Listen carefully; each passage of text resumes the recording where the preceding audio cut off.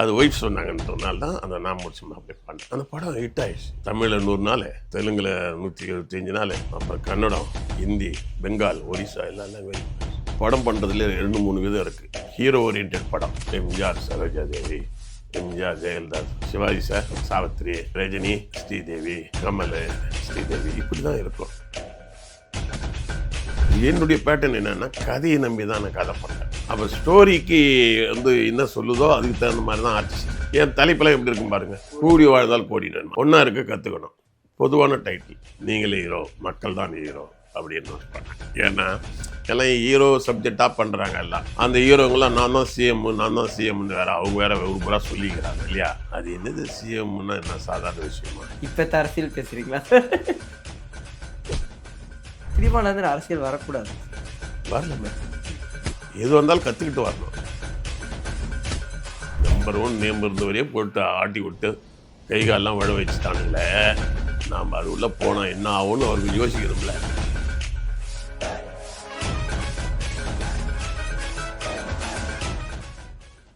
வணக்கம். நீங்கள் பார்த்துட்டு இருக்கிறது டேக் ஒன் தமிழ். நான் உங்கள் விஜய் பிராணேஷ். இன்றைக்கி என் கூட இருக்க ஒரு ஸ்பெஷல் கெஸ்ட் யார் அப்படின்னா, சின்ன வயசுலேருந்தே நான் இந்த வளர்ந்து வரும்போது இந்த ஆதித்யா, சிரிப்பொலி இந்த மாதிரி காமெடி சேனல்ஸ்லாம் நான் பார்க்கும்போது இவருடைய படங்களுடைய காமெடி மட்டும் ரொம்ப தனியாக தெரியும். அது வெறும் காமெடியாக மட்டும் இல்லாமல் குடும்பங்களுக்கு தேவையான பல அட்வைஸுமே அந்த காமெடியில் இருக்கும். வளர்ந்து வந்ததுக்கப்புறம் இந்த படங்களை எல்லாம் டைரக்ட் பண்ணது ஒரே ஆள் தான்ப்பான்னு தெரிஞ்சபோது எனக்கு ரொம்ப ஷாக்கிங்காக இருந்தது. என் கூட இன்னைக்கு வி சேகர் சார் தான் இருக்காரு. அவர்கிட்ட நிறைய விஷயங்கள் பேசி தெரிஞ்சுக்க போகிறோம். வாங்க பேசலாம். வணக்கம் சார். வணக்கம்பா. ஸோ நான் அந்த ஆரம்பத்தில் இன்ட்ரோவில் சொன்ன மாதிரி உங்களுடைய படங்கள் எப்போவுமே குடும்ப பாங்கான காமெடிகள் அதிகம் நிறைஞ்சதாக தான் இருந்தது. அந்த மாதிரியான ஒரு காமெடி ரைட்டிங்காக இருக்கட்டும், இப்படியெல்லாம் ஒரு விஷயத்த கண்டிப்பாக படத்தில் சொல்லணுங்கிற விஷயமா இருக்கட்டும், இருந்த விதம் எதனால் சார்? நான் சினிமா டைரக்டர் ஆகிறதுக்கு முன்னாடி பாக்யராஜ் சார்கிட்ட தான் அசிஸ்டண்டாக இருந்தேன். முதல்ல என்ன நினச்சேன், நல்ல லவ் ஃபேமிலிலாம் சொல்கிறாரு அப்படின்னு நினச்சேன். அப்புறம் ஹியூமர் ரொம்ப பிரமாதமாக சொல்கிறாரு. அப்போ நான் அவர்கிட்ட கேட்டேன், சார் ஏன் சார் நீங்கள் ஹியூமர் கலந்துக்கிற அப்படின்னு கேட்டேன். அப்போ அவர் சொன்னார், ஜனங்களுக்கு ரொம்ப ட்ரையாக சொன்னோம்னா படத்தை ஒரு தடவை பார்ப்பாங்க. சீரியஸாக சொன்னேன், கொஞ்சம் காமெடி கலந்து சொன்னால் இளைஞர்கள்லாம் அடிக்கடி திரும்பி வந்து பார்ப்பாங்க. படம் அதிக நாள் ஓடும். அதனால தான் ஹியூமர் கலந்து நான் பண்ணுறேன் அப்படின்னாரு. அதுலேருந்து நான் என்ன பண்ணேன், சுருக்கமாக சொன்னால் இப்போது வெறும் மாத்திரையை கொடுத்தா சாப்பிட முடியாது. கூட அந்த கோட்டிங் ஒரு ஒரு வெல்லம் அதுக்குள்ளே மாத்திரையை வச்சு கொடுத்தா சாப்பிடலாம் அப்படின்னு உதாரணம் சொன்னார். ஏன்னா எல்லா ஜனங்களும் பார்க்கணும்ல அப்படின்னா அந்த பல்ஸ் நான் பிடிச்சிக்கிட்டேன். ரெண்டாவது, படம் பார்க்க முதல்ல வர்றது யார்? இளைஞர்கள் தான் வராங்க. அப்புறம் படம் ஒரு வாரம் நல்லா ஓடின பிறகு நல்லா இருக்குது, பரவாயில்ல பார்க்கலான்னு எல்லாம் சொன்ன பிறகு 1ஆம் தேதிக்கு மேலே சம்பளம் வந்த பிறகு தான் ஃபேமிலி ஆடியன்ஸ்லாம் அங்கே வருவாங்க. அதனால் அது வரைக்கும் ஓடணும்ல. அதுக்கு யூத் காமெடி இருந்துன்னு வச்சுக்க, இளைஞர்கள் ஒரு வாரம் 2 வாரம் ஓட்டிடுவாங்க. நல்லா இருக்குடா, காமெடியாக இருக்குடா அப்படின்பான். அதுக்கப்புறம் ஃபேமிலி வந்தவொடனே நல்ல கதையெல்லாம் இருக்குதா அப்படின்வாங்க. அதுக்கப்புறம் சிந்திக்கிறவங்களாம் உள்ள வந்துடுவாங்க. அது என்னென்னா ஒரு மெத்தட். நான் தொடர்ந்து உங்களுடைய ஃபில்மோகிராஃபி பார்க்கும்போது அடுத்தடுத்த படங்கள் டக்கு டக்குன்னு நீங்கள் தொடர்ந்து பண்ணிகிட்டே இருந்திருக்கீங்க. ஆனால் நீங்கள் சூஸ் பண்ண ஆர்டிஸ்ட் எல்லாம் பார்க்கும்போது அவர்கள் அந்த ரோல் பண்ணியிருக்க மாட்டாங்கங்கிற மாதிரியா இருக்கும். நாசர் சாரை திடீர்னு ரொம்ப டோன் டவுண்டாக நல்லவராக காட்டுவீங்க. ஏன்னா நாசர் சார் அதுக்கு முன்னாடி ரொம்ப ரக்குடாக வில்லனாக பண்ணிட்டு இருப்பார். தொடர்ந்து அவரை காட்டுவீங்க. நிழல்கள் ரவி சார் ரொம்ப ஒரு மாதிரி ஒரு சாஃப்ட் டோனில் நல்லவராக காட்டுவீங்க. இவங்களை எல்லாமே நம்ம அந்த ரோலில் பார்த்துருக்க மாட்டோம்ல. இவங்களை இந்த ரோலில் காட்டலாம்ப்பாங்கிற ஐடியா எதனால சார்? படம் பண்ணுறதுல 2-3 விதம் இருக்குது. ஹீரோ ஓரியன்ட் படம் அப்படின்னா கதாநாயகனாக இருப்பார், ஒரு பெரிய ஃபேமஸானவராக இருப்பார், அவர் மேலேயே தான் கதை போகும் இல்லையா. அவருக்கு ஒரு நல்ல ஒரு ஹீரோயின் இருப்பாங்க, டான்ஸு பாட்டெலாம் அவங்க மேலே வரும். இடையில் காமெடியன்ஸை வச்சு அது பண்ணிக்குவாங்க. கதையே ஹீரோ ஹீரோயின் மேல் தான் கதை இருக்கும். எம்ஜிஆர், சரோஜா தேவி, எம்ஜிஆர், ஜெயலலிதா, சிவாஜி சார், சாவித்ரி, அதே மாதிரி ரஜினி, ஸ்ரீதேவி, கமல், ஸ்ரீதேவி, இப்படி தான் இருக்கும் இல்லையா. அதுக்கு சைடில் தான் கொஞ்சம் காமெடி கலந்துக்குவாங்க. இப்போ அது ஒரு பேட்டர்ன். என்னுடைய பேட்டர்ன் என்னன்னா, கதையை நம்பி தான் நான் கதை பண்றேன். அப்ப ஸ்டோரிக்கு வந்து என்ன சொல்லுதோ அதுக்கு தகுந்த மாரி தான் ஆர்டிஸ்ட் இல்லையா? ஆமா. அப்படி சொல்லும்பொழுது என்ன பண்ணுவேன்னாக்கா, அதில வந்து நல்லவராவும் இருக்கலாம், கெட்டவராவும் இருக்கலாம். பல பேர் நடிப்பாங்க. அதனால ஒரு ஒரு ஆர்டிஸ்ட் மேல நான் கதைய கொண்டு போகாம, ஜென்ரலா ஒரு மெசேஜ். என் தலைப்பெல்லாம் எப்படி இருக்கும் பாருங்க. கூடி வாழ்ந்தால் கோடி "கூடி நன்மை. வாழ்ந்தால் கோடி நன்மை." அங்க ஒரு ஹீரோ இது இருக்குல்ல கிடையாது. ஆமா. புரியுதுல்ல? அதாவது ஃபேமிலியோட இது இல்ல வந்து அது பொது டைட்டில். ஆமா. ஒண்ணா இருக்க கத்துக்கணும். பொதுவான டைட்டில். வர வர வைக்க வெட்டனா கத்துக்கணும். செலவு புது டைட்டில். இது ஹீரோ மேலேயே, ஹீரோயின் மேலேயே கதை இல்ல. ஆமா. இல்லையா? அப்படி போடும்போது சிலர் பாசிட்டிவா நடிப்பாங்க, சிலர் நெகட்டிவா நடிக்க வேண்டியிருக்கும். நான் பிடிச்ச மாப்பிள்ளையில வந்து கவுண்டமணி செந்தில் வந்து நெகட்டிவா நடிச்சிருப்பாங்க. ஆமா. ஜனகராஜ் சார் பாசிட்டிவ் ரோல்ல. ஆமா பண்ணியிருப்பாரு. கவுண்டமணி சார் வந்து என்ன பண்ணுவாருன்னா, ஜனகராஜே தூங்கிட்டு இருக்கும்போது கல்லு தூக்கி போடுவாங்க. ஆமா. அப்படிலாம் காமெடி இருக்கும் அதில. அதே பின்னாடி பொறந்து விடா புகுந்து விடாலாம் வரும்போது கவுண்டமணி பாசிட்டிவ் கேரக்டர்ஸ் பண்றாங்க. இல்லையா? அந்த மாரி மாறி மாறி எல்லாருக்கும் நான் அது மாரி பண்ணியிருக்கிறேன் நான். Nice sir. அண்ட் உங்களுக்கு எப்பவுமே ஒரு நேம் இருந்திருக்கு. அதாவது இவர் ஃபீமேல் ஓரியன்டட் டைரக்டர்ப்பா. இவருடைய படங்கள்ல பெண்ணியம் பேசுறதா இருக்கட்டும், அவங்களோட குரோத்த பேசுறதெல்லாம் ரொம்ப அதிக லெவல்ல இருக்கும்னு. அந்த பேர் வந்ததுக்கப்புறம் உங்களுக்கு ஆக்சுவலி எப்படி இருந்தது? அது வந்து என்னன்னா, நானா வந்து அத பெண்ணிய படம் எடுக்கணும்னு நெனச்சு வற்புறுத்தி எடுக்கல. அதுக்கு ஒரு வரலாறு இருக்கு. நான் படம் நீங்கள் ஹீரோன்னு எடுத்தோம் இல்லையா? ஆமா. அந்த படம் வந்து எப்பயுமே நம்ம ஆரம்பத்தில எப்படி இருப்போம்? புரட்சிகரமா இருப்போம். அப்புறம் நீங்களே ஹீரோ படம் பண்ண பிறகு, அந்த படம் கொஞ்சம் மீடியமா தான் போச்சு. ஏன்னா ரொம்ப கருத்து உள்ள படம். ம். ஆனா வந்து அட்வைஸ் அதிகமா இருந்தது. அட்வைஸ் சொன்னா தான் பிடிக்காது இல்லையா? நீங்களே ஹீரோ, மக்கள் தான் ஹீரோ அப்படின்னு நான் பண்ணேன். ஏன்னா, எல்லாம் ஹீரோ சப்ஜெக்ட்டா பண்றாங்க எல்லாம். அந்த ஹீரோங்கலாம் நான் தான் சிஎம், நான் தான் சிஎம்ன்னு வேற அவங்க வேற ஒரு புறா சொல்லிக்கிறாங்க இல்லையா? அது என்னது சிஎம்ன்னா என்ன சாதாரண விஷயமா? இல்லையா? என்ன சார் இல்லையா? இப்பத்த அரசியல் பேசுறீங்களா? அதான் சிஎம்ன்னு சாதாரண விஷயம் இல்லையா? ம். இப்போ காரு நாம தான் வாங்குறோம். காசு போட்டு வாங்குறோம். நான் தானே கார் வாங்கினேன். இந்த வண்டியை நான் தான் ஓட்டுவேன்னு ஓட்டுறோமா? டிரைவிங் தெரிஞ்சா ஓட்டுவோம். இல்லைன்னா டிரைவர் போட்டு ஓட்டுவோம். ம். டேய் இது என் கார்ரா நீ இறங்கடா நான் ஓட்டுறேன்னு ஓட்டுனா எல்லாரும் மேலே ஏற்றிடுவோம். அரசியல்னா அரசியல் தெரிஞ்சவங்க தான் செய்யணும் அதை இல்லையா? ஆனா இப்போ அப்ப சினிமால இருந்து அரசியல் வரக்கூடாதா சார்? வரலாமே. ம். எது வந்தாலும் கற்றுக்கிட்டு வரணும். சினிமாவில் இருக்கிறவங்க கூட அரசியலுக்கு வரலாம். ஆனால் அதுக்குன்னு ஒரு பீரியட் இருக்கு இல்லையா? இப்ப எம்ஜிஆர் அவர்களும் நடிப்புல இருந்து அரசியலுக்கு வந்தார். விஜய் அவர்களும் நடிப்புல இருந்து அரசியலுக்கு வராரு. என்ன வித்தியாசம்னு நீங்க பார்க்குறீங்க? எம்ஜிஆர் வந்து சின்ன வயசுலேருந்து நடிகனா அரசியலுக்கு வந்தவர். 2வது ஆரம்பத்திலேருந்தே அவர் வந்து நல்ல மெசேஜான படங்களை சொல்லிட்டு இருந்தார். ம். மக்களுக்கான ஒரு நல்ல படங்களை சொல்லிட்டு வந்தார். அவருக்கு வந்து அரசியலுக்கு வரணும்னு ஒரு எண்ணம் ஆரம்பத்திலே இருந்திருக்கு அவருக்கு. அதனால் அதுக்கான நல்ல நல்ல கருத்துக்களை படத்தில் சொல்லிகிட்டே வந்தார்.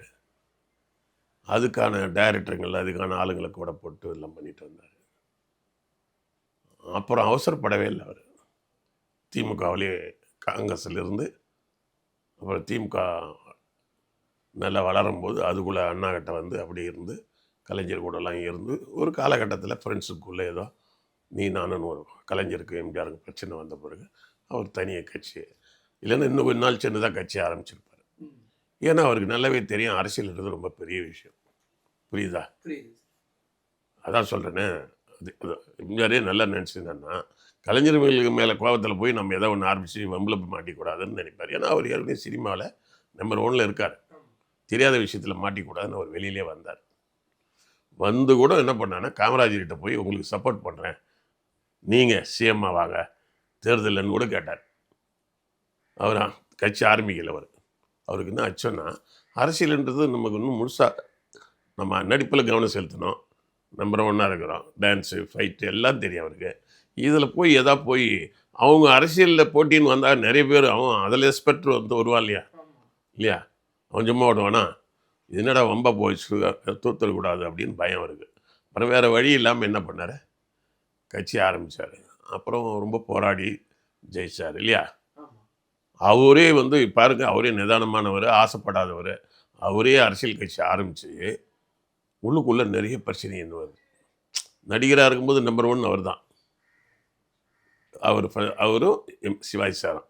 ஆனால் இந்த அரசியலுக்கு வந்த பிறகு அவன் டெல்லியிலேருந்து மிரட்டுறான், வெளிநாட்டு அரசியல், உள்நாட்டு அரசியல், பக்கத்து ஸ்டேட்டு, ஆந்திரா, காவேரி பிரச்சனை, அந்த பிரச்சனை, தண்ணி வரல, இது வரல, அது வரலன்னு ஏகப்பட்ட பிரச்சனையெல்லாம் வருது. எல்லாத்தையும் ஃபேஸ் பண்ணி உள்ளே பண்ணுறாரு. அப்புறம் அது கடைசியில் அவருக்கே வந்து இந்த அரசியல் குழப்பங்களில் சமாளிக்க முடியல அவரால். ஏகப்பட்ட பாலிடிக்ஸ் இல்லையா? ஒரு என்னைக்கு வேணாலும் கவுத்துடலாமான்னு நினைக்கிறாங்க இல்லையா? அப்புறம் டெல்லியில் இருக்கிற பிரதமர் மிரட்டுறாரு. என்ன எம்ஜிஆர் என்ன நான் சொல்கிறது கேட்க மாட்டேன்றாங்க.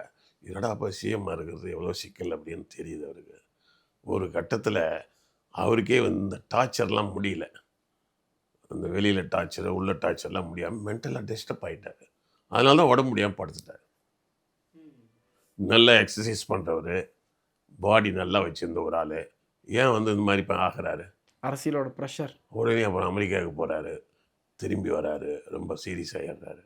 அப்போது நல்ல ஒரு எக்ஸசைஸ் பண்ணி பாடி பில்டர் மாதிரி இருந்து 10 பேரை அடிக்கிற மாதிரி இருந்தவர், நல்ல சம்பாரிச்சவர், நல்ல ஷைனிங்காக இருந்தவர், அரசியலுக்கு போய் கொஞ்சம் அப்படி சமாளித்தார்.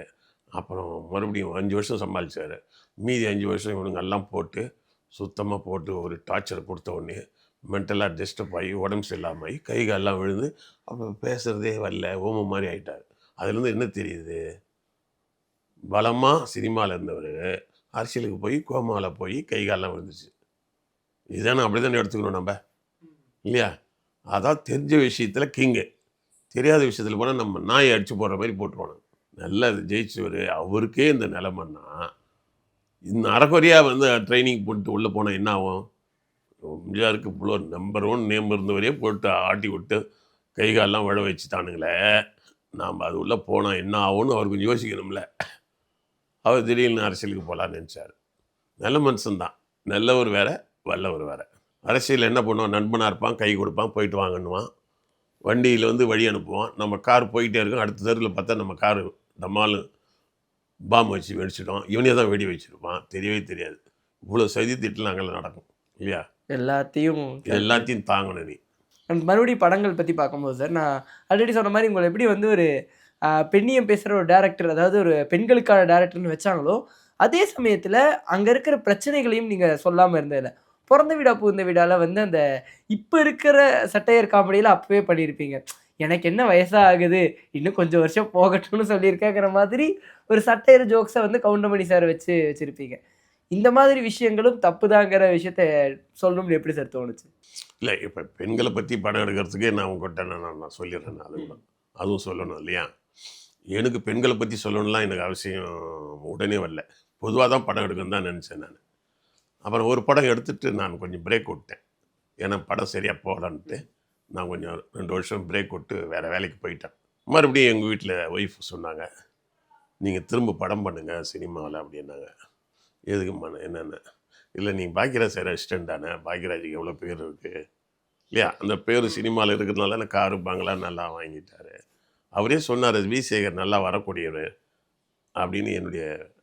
எங்கள் ஒய்ஃபு மற்றவங்களாம் ஏதோ ஃபங்க்ஷனில் வந்தால் சொன்னார், உங்கள் வீட்டுக்கார் நல்லா வருவார் அப்படின்னு. ஆனால் நீங்கள் திடீர்னு புரட்சிகரமாக ஒரு படம் எடுத்துகிட்டு டக்குன்னு ஆஃப் ஆகிட்டீங்களே அப்படின்னாங்க. சரிம்மா, இப்போ திரும்பி பண்ணணும் அப்படின்னா, திரும்பி ஏதாவது ஒரு ஃபேமிலி படம் ட்ரை பண்ணுங்கள் அப்படின்னு அவங்க சொன்னாங்க. சரி, ஒய்ஃப் சொன்னாங்களே, ட்ரை பண்ணேன். ஃபேமிலி கதை எழுதி ட்ரை பண்ணி, ஏன்னா ஒய்ஃபுக்கு என்னன்னாக்கா, பாண்டியராஜன் சார் கார் வாங்கிட்டார், எல்லாம் வீடு வாங்கிட்டார், பார்த்திபன் வீடு வாங்கிட்டார், எல்லாம் வாங்கிட்டாங்க. பாக்யராஜ் சார்லேருந்து வந்தவங்க எல்லாமே ரிச் ஆகிட்டாங்க நல்லா. நான் மட்டும் கொஞ்சம் சைக்கிளில் தான் போயிட்டுருக்கிறேன். அது எங்கள் வீட்டில் இருக்கிறவங்களுக்கு வருத்தம் இல்லையா? நான் முடிச்ச மாப்பிள்ளைன்னு ஒரு படம் பண்ணேன்.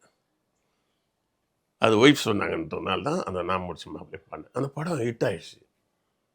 தமிழில் 100 நாள், தெலுங்கில் 175 நாள், அப்புறம் கன்னடம், ஹிந்தி, பெங்கால், ஒரிசா எல்லா லாங்குவேஜிலும் போயிடுச்சு. இவ்வளோ லாங்குவேஜில் அந்த படம் வந்து இப்போ நான் தமிழில் பண்ண மீதி ரைட்ஸ் வாங்கி போய் பண்ணுறாங்க. அப்போ எல்லா லாங்குவேஜில் போனால் எவ்வளோ காசு வந்துடும் எனக்கு? அந்த படத்துலேயே வீடு, காரு எல்லாம் வாங்கிட்டேன். எங்கள் வீட்டில் இருக்கிறவங்களுக்கு ரொம்ப சந்தோஷம். அப்புறம் அடுத்தது படம் பண்ணும்போது என்ன தலைப்பு வைக்கலான்னும் போது, பொண்டாட்டி சொன்னால் கேட்டுக்கணும் அப்படின்னு. ஏன் வைக்கிறேன்னா அவங்க சொன்னாங்கல்ல, இந்த 3 லேடிஸ் வச்சு பண்ணுற பழக்கம் இருக்குல்ல, அது வந்து நான் கொஞ்சம் படத்தில் பண்ண ஆரம்பித்தேன். நான் ரெகுலரா அது ஒரு பேட்டர்னா உங்களுக்கு அது நல்லா எப்படின்னா அமைஞ்சது. ஏபி நாகராஜன் வந்து பண்ண ஓகே. சரஸ்வதி சபதம் ஆ. இந்த 3 லேடி ஓகே. சரஸ்வதி, சக்தி, இவங்க இன்னொருத்தர் இருப்பாங்க 3 பேர் 3 லேடியை வச்சு அவர் வந்து இப்போ புராண படம் பண்ணார். இது மாதிரி நான் ஒரு 3 லேடியை வச்சு நான் ஜென்ரலாக அடித்தேன். அது ஹிட் ஆகிடுச்சா, அதுக்கப்புறம் வந்து எல்லாம் ஃபேமிலி டேரக்டர்ன்ட்டாங்க. ஆமா. இது பண்ணா ஃபேமிலி படம் தான். ஃபேமிலி படம் தான் பண்ணேன். அடுத்து பிறந்து விடா புகுந்து விடா இல்லையா ஆமா. பண்ணுறேன். அதில் வந்து பர்டிகுலராக வந்து லேடிஸுடைய ஒரு பெண்களுடைய இதை பற்றி பானுப்பிரியா அது எல்லாம் வச்சு பண்ணேன். டோட்டலாக லேடிஸ் டைரக்ட் நம்ம. இது காரணம் எனக்கு ஏதோ எங்கள் அம்மாவால் அதிகமாக நான் வளர்க்கப்பட்டேன். அப்பாவும் இருந்தார், அம்மா கொஞ்சம் அதிகமாக எனக்கு ஒழிச்சாங்க எல்லாம் பண்ணாங்க. அது நம்மளை மறந்து அது வருது. ஒரு டைம்ல வெறும் இந்த ஆக்ஷன் படம், வயலன்ஸ் படம் மட்டும் ஒரு பெரிய பீக்ல இருந்தது. இப்ப ரிட்டர்ன் வந்து இந்த குடும்ப படங்களுக்கு வந்துட்டாங்க. ரீசெண்டா கூட குடும்பஸ்தன் திரைப்படத்துக்கு ஒரு பெரிய வரவேற்பு இருந்தது. அந்த திரைப்படம் வந்தம்போது பலரும் உங்களுடைய படங்கள் பத்தி பேசினாங்க. இங்க பாருப்பா இந்த ஹீரோ வந்து ஒரு நார்மல் மிடில் கிளாஸ் பையனா இருக்காரு. அவரு ஓடுறாரு, தோத்து போறாரு. மறுபடியும் ஏதோ ஒண்ணு பண்ணி லைஃப்ல ஏதாவது பண்ணலான்னு வரும்போது படம் முடியுதுன்னு. கிட்டத்தட்ட இது உங்க படங்களுடைய பேட்டர்ன் தான். மறுபடியும் நம்ம படங்களுடைய பேட்டர்ன்லாம் சக்சஸ் பேட்டர்னா மாறும்போது எப்படி இருக்குது? எனக்கு ரொம்ப மகிழ்ச்சியாக தான் இருந்தது. என்னென்னா சோதனையே வந்து எனக்கு தான் வந்துச்சு ஆரம்பத்தில். ஃபேமிலி படமாக பண்ணிகிட்டு இருந்தேன் நான். நல்லா ஓடிக்கிட்டே இருந்தது. திடீர்னு டிவி வந்துச்சு இல்லையா, டிவியில் வந்து சீரியல்லாம் போட்டாங்க. சீரியல் வந்தால் என்ன ஆகும், சீரியல் கிட்டத்தட்ட ஃபேமிலி தான். அப்போ சீரியலில் ஃபேமிலி போடும்போது நான் படம் பண்ணிகிட்டு இருந்தபோது என் படத்துக்கு ஃபேமிலி லேடிஸு குழந்தைகள் எல்லாம் வந்திருந்தாங்க. அப்போ நான் ரொம்ப ஸ்ட்ராங்காக இருந்தேன்.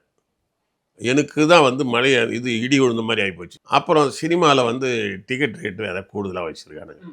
ஒன்றே லேடிஸ்லாம் பார்த்தாங்க, இங்கே வேறு கூடுதலாக டிக்கெட்டு இருக்குது படத்தில் இல்லையா, இது வந்து ஃப்ரீயாகவே காமிக்கிறான் சீரியல், அதுவும் டிவியில் அதுவும் வீட்லேயே வந்து காமிக்கிறாங்க. அதனால் என்ன பண்ணுச்சுனாக்கா, அதுங்க வந்து வீட்டில் உட்காந்துட்டு வேலை செஞ்சுக்கிட்டே டிவி பார்க்க ஆரம்பிச்சிட்டாங்க. பர்டிகுலர் டிவி ஆடியன்ஸில் பாதி பேர் யார், சீரியலில் பார்க்குறவங்க பாதி பேர் என் ஆடியன்ஸ் தான். எனக்கு சிக்கல் வந்துடுச்சு. ஏன்னா என்னை காப்பாற்றினவங்க லேடிஸு, என் படத்தையே டிவியில் வந்து 40 நாள் 30 நாள் ஆனால் போடுவாங்க. அப்போ பார்க்கலாமேன்னு நினச்சிட்டு ஒன்று என்ன ஆகி போச்சுன்னா எனக்கு மார்க்கெட் போயிடுச்சு. அப்படி வந்த பிறகு நான் என்ன பண்ணியிருக்கணும், ஹீரோங்கிட்ட போயிருக்கணும். பெரிய ஹீரோங்களை வச்சு படம் பண்ணிட்டு போயிடலாம்பா அப்படின்னு. நான் போகல. சரி, என்ன அது போனால் அந்த பேட்டர்ன் வேறு, இந்த பேட்டர்ன் வேறு இல்லையா. நான் நினைக்கிற பேட்டர்ன் வேறு, அந்த பேட்டர்ன் வேறு. பால் வியாபாரம் பண்ணிவிட்டு டப்புன்னு நீ சாராய கடை மாதிரி போட்ட மாதிரி அதில் போனால் அடியில் தடியில் அது இது ஒரு மாதிரி நம்ப முடியாத பாடணும், நம்ப முடியாது. இடைவெளியிலேயே அவங்க சிஎம் ஆகிடுவாங்க, இல்லைனா கிளைமேக்ஸில் பிரதமர் ஆகிடுவாங்க, அப்புறம் ஹெலிகாப்டரில் அடிப்பாங்க, அவங்க போவாங்க. நாம் அப்படி இல்லை, யதார்த்தமான கதையாக இருக்கும் இல்லையா. இதனால் எனக்கு அது இன்னும் கேட்டால் அதில் போய் ஜெயிக்கிறதும் கஷ்டம். அது இந்த ஹீரோவில் போய் பார்க்க போகும்போது ஹீரோ படம் கூட இப்போ என்ன ஆகி போச்சுன்னா பழைய ஹீரோ படம் மாதிரிலாம் இல்லை. நீ நல்லா யோசனை பண்ணிப்பார். ரஜினி முள்ளு மலரும், அதுக்கப்புறம் வந்த ஒரு 7 படங்கள்லாம் பாருங்கள். ரஜினி ஆரம்ப காலத்து படங்கள்லாம் நல்ல யதார்த்தமாக இருக்கும். அவர் வந்து ஒரு ரொம்ப மேக்கப் அது ஒரு மாதிரியாக நடிப்பார். சாதாரண ஆளுங்களுக்கு பிடிக்கிற மாதிரி யதார்த்தமாக தான் நடிப்பார் அவர். அதே மாதிரி கமலும் ஆரம்ப காலத்தில் எல்லோரும் இருக்கிற மாதிரி பண்ணுவார். அப்போ யூத்து பூரா அப்படியே போயிட்டு இருந்தான். அப்புறம் ஒரு காலகட்டத்தில் இவங்க என்ன பண்ணுறாங்கன்னா, பிஸ்னஸ் அதிகமாகி போச்சுன்னு ஒன்று என்ன பண்ணிட்டாங்கன்னா, இவங்களே ட்ரிபிள் ரோல் பண்ணுறது, டபுள் ரோல் பண்ணுறது இல்லையா அப்படின்னு படத்தில் உள்ளே வந்தால் நிறைய பேர் பார்க்கணுன்னு ஆசைப்படுவானுங்களே, இவங்களே திருப்பி பார்க்குறதுன்னா எப்படி இருக்கும் இல்லையா. ஏஜ் வேறு ஆகி போச்சு. அப்போ போட்டுக்கிட்டு எல்லாம் பண்ண உடனே சினிமா மேலே அவனுக்கு கொஞ்சம் வெறுப்பு கொஞ்சம் வந்துச்சு. ஏதாவது சேஞ்ச் இல்லையே அப்படின்னு ஒரு நினப்பு வந்துச்சு அவனுக்கு. நீங்கள் இப்போ இருக்கிற கமல் ரஜினி படத்துக்கும் ஆரம்பத்தில் அவங்களுடைய படத்தை பாரு, பின்னிருப்பாங்க, உழைச்சிருப்பாங்க, சம்பளமும் கம்மி, செட்லேயே இருப்பாங்க, அங்கேயே படுத்துக்கிட்டு அங்கேயே நடித்து மேக்கப் வித்தியாசமாக போட்டு அது பண்ணி முகத்தெல்லாம் மாற்றி கீத்தி ஏதோ பண்ணுவார். கமலும் பண்ணுவார், ரஜினி வந்து பண்ணுவார். இப்போ அவங்க வந்து என்னென்னா சும்மா அப்படி கை காலை மட்டும் ஆட்டுறாங்க இல்லையா. 2 பேரும் தொப்பியை போட்டு அப்படி கை காலை ஆட்டுறாங்க, அவ்வளோதான். ஆனால் பெரிய சம்பளம், பெரிய வியாபாரம்னா ஜனங்களுக்கு என்னடா ஒன்றும் புதுசாக ஒன்றும் காணுமே அப்படின்னு நினைக்கிறேன் இல்லையா. அதனால் அப்படியே ஷிஃப்ட் ஆகி இப்போ மறுபடியும் ஃபேமிலி படமாக யாராவது எடுத்தாங்கன்னா பார்க்குறேன். நீங்கள் சிவகுமார் சாரோட படங்கள் பண்ணீங்க, அவருடைய பசங்களும் இப்போ அந்த ஒரு பீக்கில் இருக்காங்களா சார்? இப்போ நாகரிகமாக தான் பண்ணுறாங்க, படம் நல்லா பண்ணுறாங்க. அவரும் வந்து ஒரு கல்ச்சரான மனிதன். அப்போ என் படத்தில் நடிக்கும் போதே சொல்லுவார் சிவகுமார் சார். அவர் ஏஜான காலத்தில் தான் என் படத்தில் நடித்தார். அவர் அப்போ சொல்லுவார் ஷூட்டிங்கில், என் பசங்களாம் நடிக்கணும்னு ஆசைப்பட்றானுங்க, நான் வந்து பணம் வந்து கஷ்டப்பட்டு கொஞ்சம் தோட்டம் துறவுலாம் வாங்கி வச்சுருக்கிறேன், இதே தான் விற்று தொட்டி காலி பண்ணுவானுங்களா இது இருக்குது, நீங்கள் போய் உங்கள் சொந்த முயற்சியில் முயற்சி பண்ணுங்கன்னு சொல்லிட்டான் சூர்யாவை. அதனால என் மேலே கோபமாக இருக்கிறான். அப்புறம் மணிரத்னம் அந்த மாதிரி ஏதோ சேர்த்து நீ போய் எங்கே பண்ணணுன்னே அப்புறம் மணிரத்னம் கூட ஏதோ போயிட்டு இருக்கான் அப்படின்னு சொன்னார். அப்போ கார்த்தி வெளில உள்ளே இருக்கு. அப்போ புலம்பிகிட்டு இருப்பார் அவர். நம்மளாம் சொத்துலாம் வச்சு சொந்த படம்லாம் எடுக்க முடியாதுப்பா, நீ படம் எடுக்கிறிய எவ்வளோ கஷ்டம். கேட்பார் பிஸ்னஸ் ஆகிடுச்சா, மாட்டினா ரொம்ப மொத்தமும் காலி ஆகிடுமான்னு பயப்படுவார் அவர். அவங்களா போய் கொஞ்சம் முயற்சி பண்ணி சிவகுமார் சார் பேரை சொல்லி அங்கே ஜாயின் பண்ணி அப்படியே வந்து மேலே நல்லா வந்துட்டாங்க. அதனால் அவர் வந்து கொஞ்சம் நல்லா ஒழுக்கமாகவும் சினிமாவை நேசித்தார். ரொம்ப ஆட்டம் போடல சினிமாவை வச்சுக்கிட்டு. அது அவங்க பசங்களும் கொஞ்சம் பின்பற்றினால இன்றைக்கி அந்த ஃபேமிலி நல்லா இருக்குது. கண்டிப்பா சார். நெறைய விஷயங்கள் பேசினோம். உங்களுடைய ட்ராவல், இப்ப கரண்ட்ல இருக்கிற சினிமா எல்லாமே பேசினோம். இந்த ஒரு சந்திப்புக்கு ரொம்ப ரொம்ப நன்றி சார். நன்றிப்பா, நன்றி.